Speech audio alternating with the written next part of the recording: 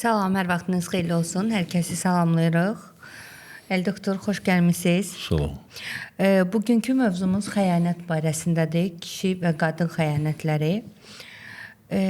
İlk olaraq sual vermək istəyirdim ki, ümumiyyətcə xəyanət nədir? Yaxşı sualdır bəli. Xəyanətin nə olduğumu da soruşsan hamı deyəcək. Xəyanət sözündən xoşum gəlmir. Niyə izah edəcəm? Xəyanət sözü mütəxəssis olaraq ona görə mən qəbul etmirəm ki, daha doğrusu. Xəyanət sözündə emosional rəng var. Təhlil deyil bu. Sadəcə emosiyadır. Xəyanət, üst cırma, saç yolma ki, mən xəyanətə uğramışam. Xəyanət negativ yüklü bir sözdür əslində. Və sözün məntiqinə dərindən özüm üçün araşdırmışam. Mən belə düşünürəm ki, bu Xain və Avel var. Qabil və Abil hekayə. Adəm əleyhissalamın böyrüklara salam olsun. Onun övladları olub da Kain və Avel deyirlər. Ruslar onu şeydən götürüblər.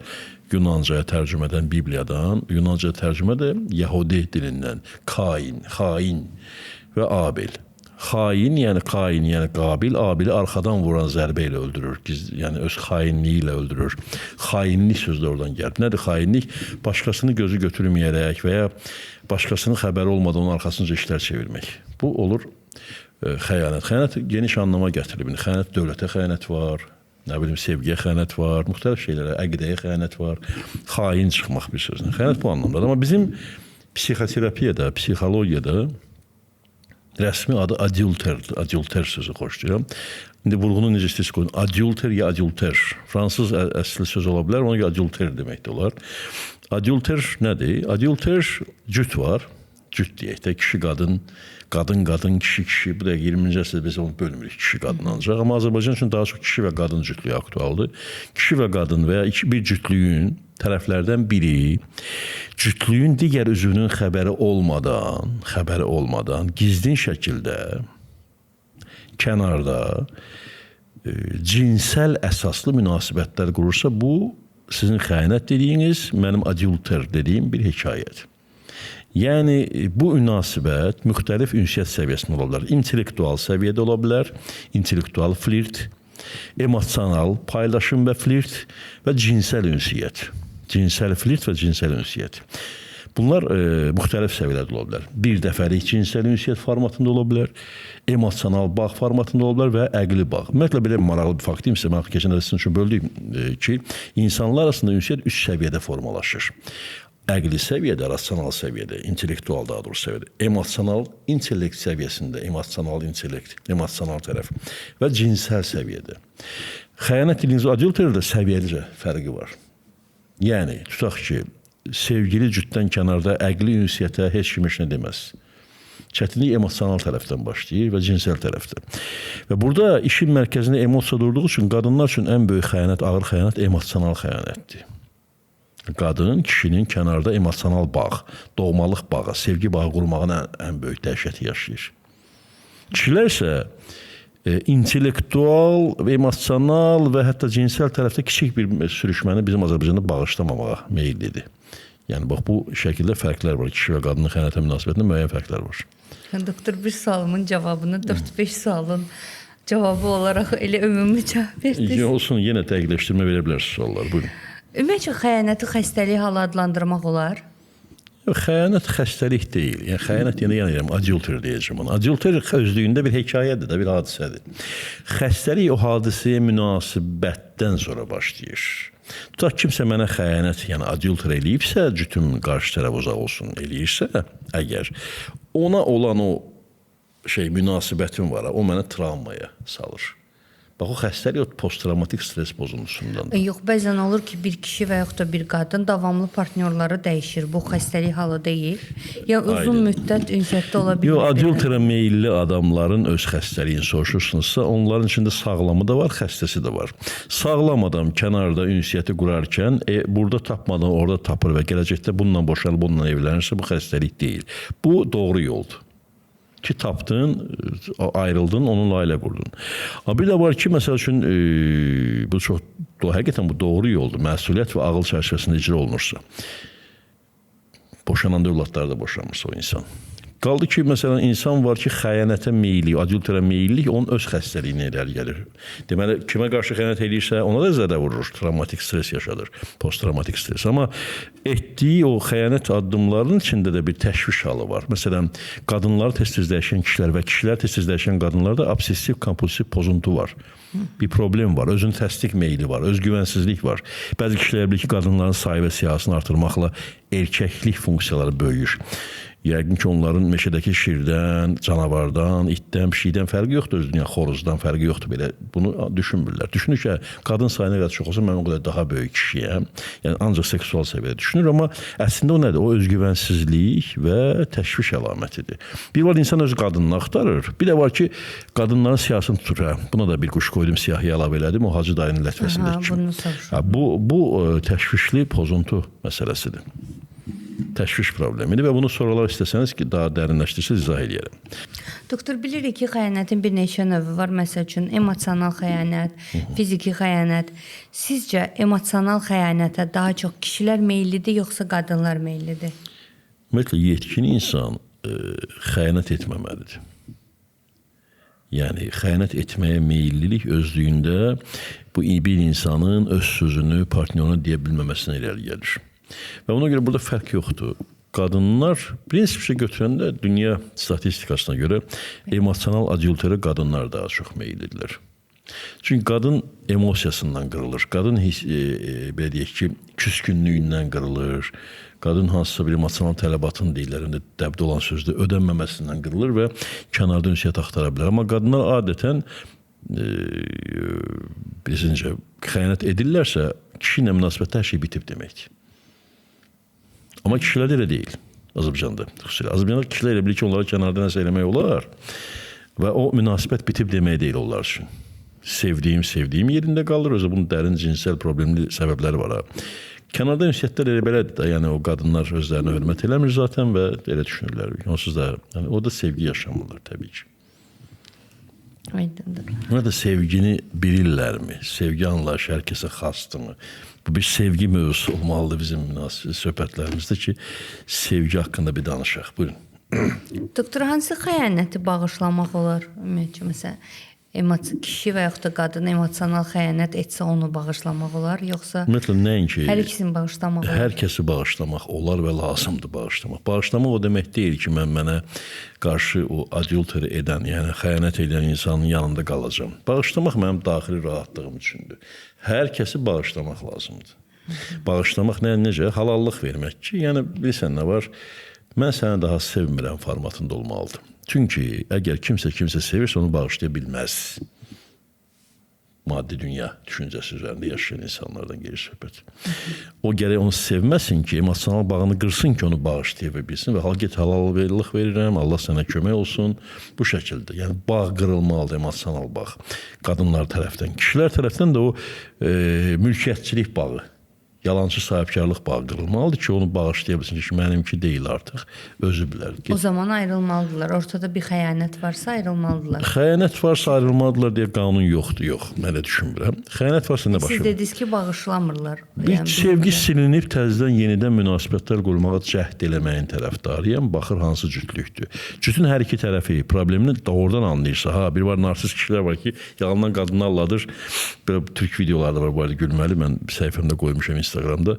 Yalandan mən bunu sevirəm deyir, amma öz bildiyindədir. Yəni yaxba qələt eləmişəm, səhv eləmişəm, amma yenə öz bildiyindədir. O yox. Həqiqətən hər ikisi, cütün tərəfinin hər ikisi istəyirsə münasibətləri yenidən qursunlar. Doktor, mən bağışlamaq istəyirəm, qadın deyil, amma bağışlaya bilmirəm deyirsə və mən ayrılmaq istəmirəm deyirsə, onda münasibətləri sıfırlayıb, emosional sıfırlayıb, yenidən başlamağa cəhd eləmək olar. Bu uğurlu olurmu? Məsələn, 10 haldan 5-ində uğursuz olur. Mənim praktikamda çox çətin və dərin bir mövzudur. Qadın tərəf xüsusilə bizdəki qadınlar daha çox xəyanətə, açıq xəyanətə uğrayırlar. Kişilərimiz qadınların xəyanətini daha az bilirlər. Nəinki, maraqlıdır ki, qadınlar daha tez bilirlər ki, kişi xəyanət edir. Amma kişilər çox gec bilirlər və qadınlar ustalıqla bunu gizlətməyə başlayırlar. Qadınlar ağıllıdırlar demək istəyirsiniz. Ağıllı deməyək, Cem Yılmaz demişkən master degree məsələsi var. Master səviyyə var. Yalan danışmaq qabiliyyəti qadınlarda daha güclüdür. Çünki nəyə görə? Bizim toplumlarda, oradan Cem Yılmaz onu çox gözəl psixoloji təhlil aparıb, psixososial təhlil aparıb. Bu balaca səhnəcik var. tutaq ki, deyir, kişilər yalan danışmağı bacarmır, deyir, Türk toplumlarında necədir? 18 yaşında olan uşağı 18 yaşına qədər ona yalan danışma öyrətməyiblər. Hər şey açıq ortada göstərir. Söyüş, əmiyə, bu dayıya, xalaya, hər şey açıq deyən bir 18 yaşında bir oğlan birdən başa düşür, deyən görmək yalan da danışmaq lazımdır. Amma qız uşağı 3 yaşından güdürlər. Get hara getdi, gör neynədi. O başlayır 3 yaşında o mexanizmayı Cem Yılmaz demişkən gəlişdirməyə başlayır ki, necə anladım ki, mənim nə etdiyimi bilməsinlər. Ona görə qızlarımızın yalan danışma qabiliyyəti bəylərimizdən güclüdür, təəssüf ki, belədir və bu praktik olaraq onların ehtiyacı olan bir şeydir əslində. Tamam. Doktor, niyə bizim cəmiyyətimizdə xəyanət olanda qadına deyirlər ki, adam xəyanətə görə ailəsini dağıtmaz. Kişiyə isə əgər qadın xəyanət edirlərsə rədd elə getsin, üzr istəyirəm ifadəmə görə. Nə rədd elə? Öldürməyə, cinayətə sövq edirlər. Əlbəttə, yəni, cəmiyyətin fikri buna sövq edir. Bu bizim cəmiyyətə xas bir şeydir. Mən dünyanı belə geniş o mövzuda tədqiq etməmişəm. Bir etnopsixologiya anlayışı var amma. Etnopsixologiya bir etnosun, bir toplumun, bir psixososial mühitin düşüncələrindən ortaya çıxan ümumi kütləvi psixologiya anlayışıdır. Və bu nöqteyi nəzərdən mənim düşüncəmə görə özünü İslam ölkəsi adlandıran ərazilərdə, Qafqaz ölkələrində və s. bəli, bu tək Azərbaycan deyil, belədir. Amma düşündüyüm və bildiyimə görə, məsələn, Avropa ölkələrində, Amerika Birləşmiş Ştatlarının konservativ olmayan ştatlarında və s. bu baxışlar fərqlidir. Nəyə görə belədir bizdə? Nəyə görə belədir? Çünki Tərbiyə? Patriarxallıq deyilə bir söz var. Patriarxal sözünü mən negativ hesab eləmirəm. Əsl patriarxal cəmiyyətdə kişi himayədar olur. Kişi dərrakəsini ortaya qoyur, qadına xidmət edir və kişinin patriarxal mövcudluğu orada o qadını əzməsi üçün yox, onu himayə etməsi üçün, qulluğunda durması üçündür. Amma bu biri patriarxal negativ məzmunlu söz işlədilər. Bəli, o negativ məzmunlu psixososial mühit var, mentallıq var. O da kişini deyir ki, mənə hər şey olar öyrədir, qadına olmaz. Qadın eləsə ölmə məhkumdur. Belə düşünürlər hətta. Ya, bu da feodaldan da əvvəlki dövrdən qalan düşüncə tərzidir. Bəzi adamlar daş dövrü deyirlər. Bəli, daş dövrü düşüncəsi kimi bir şeydir əslində. Heç kimin sahibi deyil. Hamımızın sahibimiz Allahdır. Hər kəs öz əməlinə görə Allaha cavab verəcək. Kimsəni öldürməyə bu mənada ixtiyarı yoxdur. Hətta dövlətin qanunlarında belə ölüm cəzası yoxdur. Olmadığı halda öz başından qanun çıxardıb kimisə öldürməyə kimsənin Allah qarşısında o mənada haqqı yoxdur. Allahın ilahi müqəddəs sayılan heç bir kitabda belə bir qanun yoxdur ki, qadın xəyanətə görə öldürülməlidir. Mentallıqdan çıxan məsələlər Allah qanuna uymursa, o mentallığı tərk eləmək lazımdır. Hansı mentallığımızı Allah deyib, Allah seviriksə, Allah qanuna uymursa, o mentallığı tərk eləmək lazımdır. Mən bunu dəfələrcə vurğulamışam. Kişi xeylağı, hətta boşadığı keçmiş xanımını, 2 qız uşağı anasını gedib öldürür ki, o gedib kişi ilə oturub durub hansıyla, kişilə ünsiyyət qurub, özünə şəxsiyyət qurmaq istəyir. Nə olacaq? Qadın öldü, kişi getdi həbsə. Bəs sənin o əsl namusun harada qaldı ki, 2 qız uşağı ortada qalır? Bu necə namus? Yəni bu qürur məsələsidir. Belə çıxır ki, kişilər qürurludur, qadınlar qürursuz olmalıdır. Qürur var. Qürur ərəbcə qərar, qürur, yəni bir əqidədə durmaq mənasındadır. Biz çox sözləri yanlış işlədirik. Məsələn, qeyrət sözü işlədik. Qeyrət çalışmaq, nəyisə cəhd eləmək deməkdir.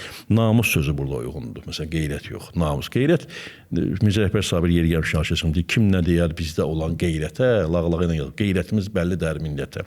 O qeyrət orada çalışmaq anlamındadır. Ərəbcədən gələn sözdür. Namus başqa. Namus bu dediyimiz mövzulardır. O ki, qürur deyil. Bu qürur deyil. Bu özgüvənsizliyin ta son həddidir.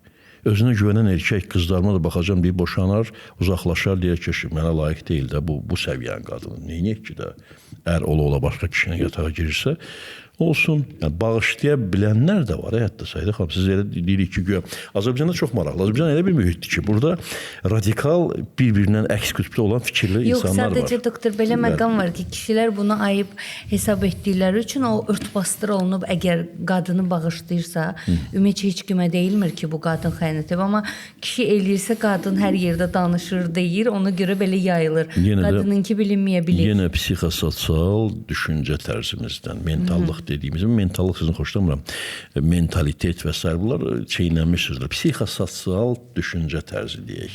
Yəni, sosiumun psixologiyası deyək, toplumun psixologiyası deyək. Toplumun psixologiyasından fərqli düşünən o qədər insanlarımız var. Siz təsəvvür edirsiniz ki, bizim Azərbaycanda swingerlər var. Bizim Azərbaycanda qadınını başqa kişilər cinsi kontaktı üzərindən həzz alan insanlar da var. Ailə içində mən buna bir yox, onlarca dəfə rastlaşmışam.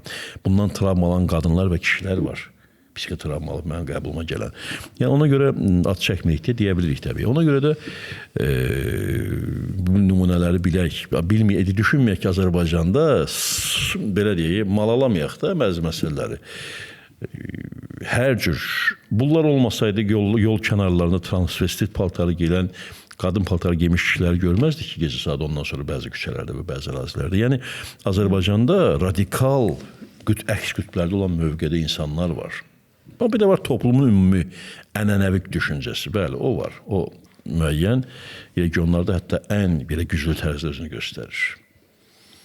Doktor, bayaq dediniz patriarxal. Çünki üzrəm hər regiondan gələn pasiyentim olur deyə müqayisə edə bilirəm dünya baxışlarını. İştirəm, necə? Bayaq dediniz patriarxal cəmiyyətdə yaşayırıq da.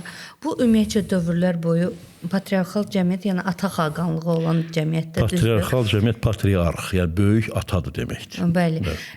Matriarxal bəli, anadır. ata xaqanlığı, ana xaqanlığı bir-birini əvəz ediblər. Məsələn, sizcə hazırda ana xaqanlığı dövrü olsaydı, bu kişilər üçün olar dediyimiz şeylər qadınlar üçün olmuş olardı. Tarixdə matriarxal düşüncə çox uzun tarix çəkməyib. Çəkməyib, yox, bəli. Bu çox belə istisna dövrlər, kiçik dövrlər və bəzi ərazilərdə özünü göstərib.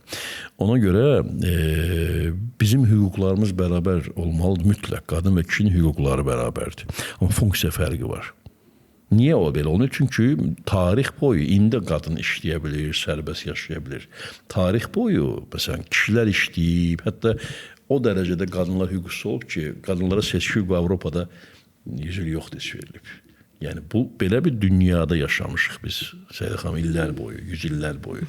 Yəni bunların birdən-birə dəyişməsi mümkün deyil. Tarix boyu niyə? Çünki kişi fiziki cəhətdən güclüdür, daha güclüdür, bunu inkar etmək olmaz.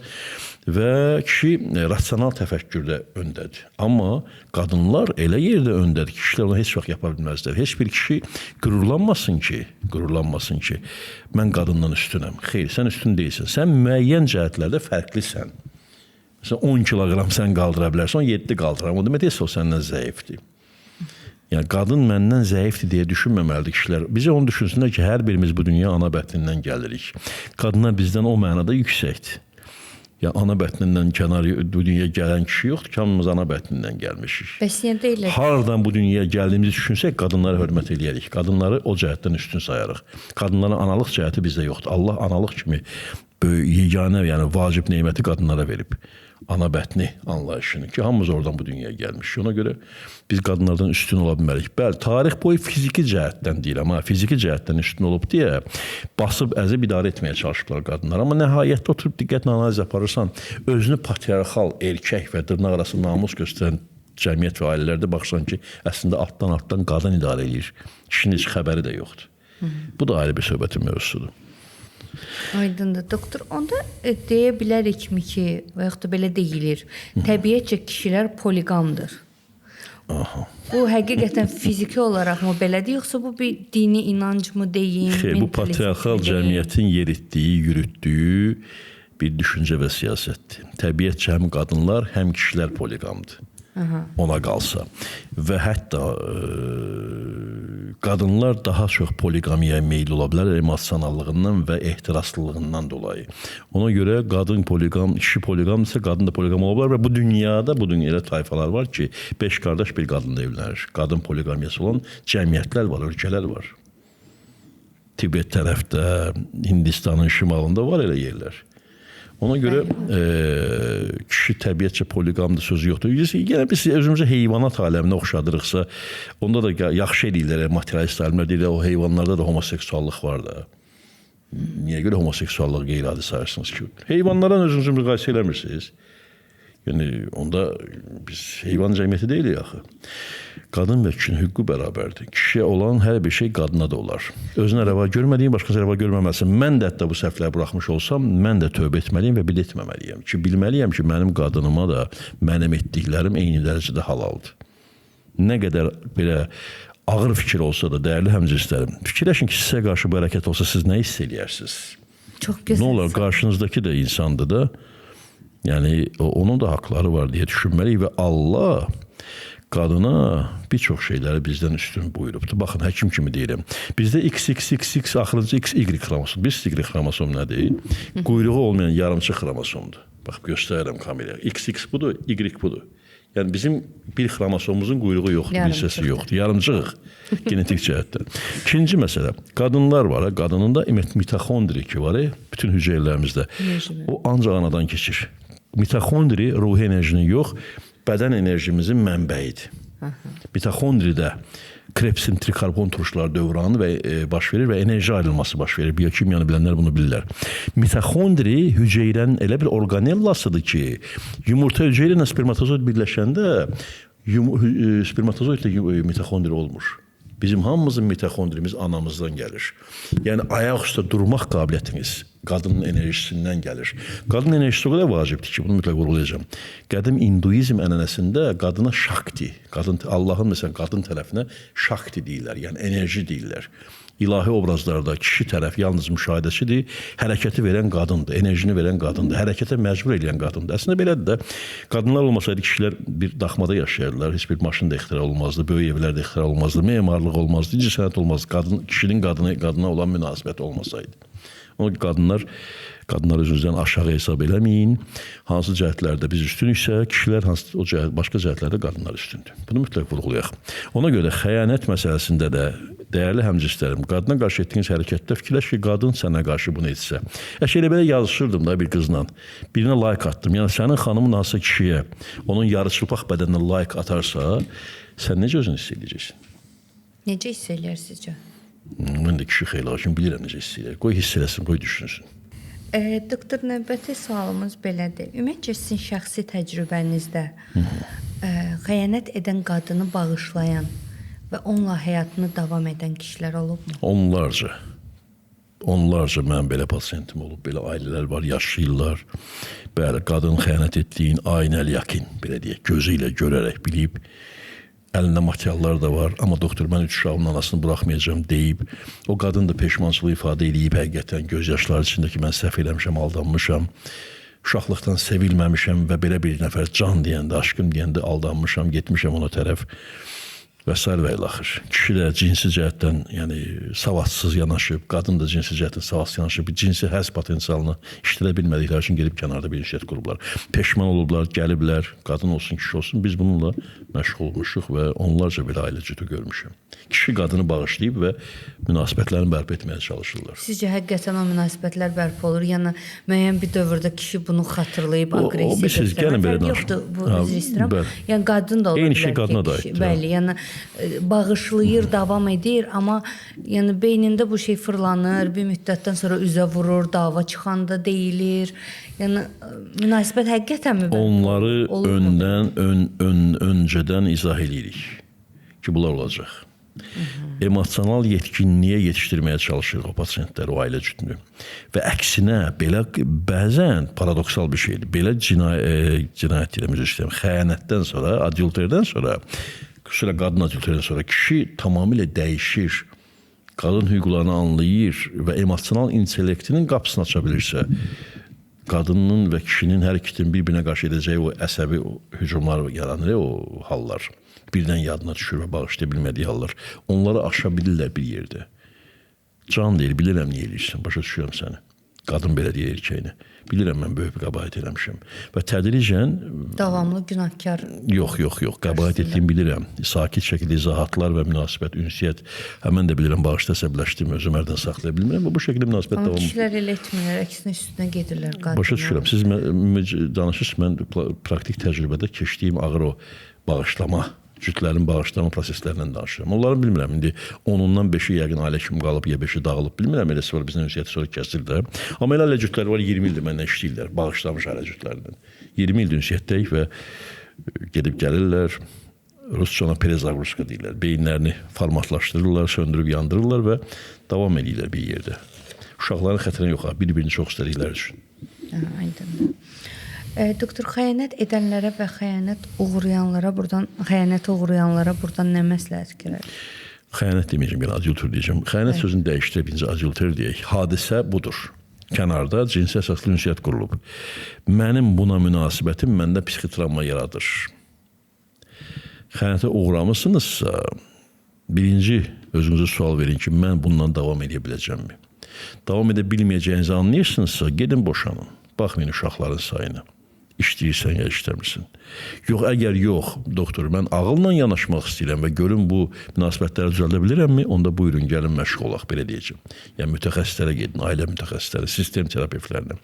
Yəni, xəyanəti bağışlamanı da bir də vurğulayım, yeganə yolu qarşındakı insana qarşı sevgini öldürmək, dəyişdirmək, emosional bağlılığı qırmaq, yenidən dərrakəli yanaşmağa çalışmaqdır. Sıfırdan başlaya bilərikmi? Bu əlini boşadım, o biri əli ilə yenidən ailə qurmaq. Amma yenidən emosional bağa girmək lazımdır. Tədricən, bəli, tədricən doğmalığı bərpa eləmək lazımdır. Bəs xəyanət edənlərə nə deyərsiniz? Mən başa düşürəm ki, bu niyə gedib başqasına yataq axtarıb, deməli, mən onunla bir yerdə olmağa davam edə biləcəm. Əgər o da öz səhvini anlayıbsa. Xəyanət edənlərə nə deyərsiniz? Deyə bilərəm ki, fikirləşin, özünüzə rəva görmədiyin, başqasına rəva görməyin. Yəni, mən qadınıma qarşı o addım atıramsa, demək, o artıq mənim qadınım deyil. Və ya mən erkəyimə qarşı bu addım atıramsa, deməli, mənim içimdə o artıq mənim erkəyim deyil. Edirsənsə, sənə qarşı bunu edəcəyi halda nə hala düşəcəyini fikirləş. Bir daha bunu deyə bilərəm. Yəni, sənin qarşı tərəfində eyni şey eləsə, sən nə hiss keçirərsən? Hə, yox, hər şey eləsin, cəhənnəmə eləsin, kobud olaraq belə deyirsinizsə, özü bilər deyirsinizsə, deməli, bu ünsiyyət bitib. Bu ünsiyyəti rəsmi şəkildə ayırmaq, uzaqlaşmaq lazımdır. Təşəkkür edirəm, doktor, minnətdaram. Çox sağ olun.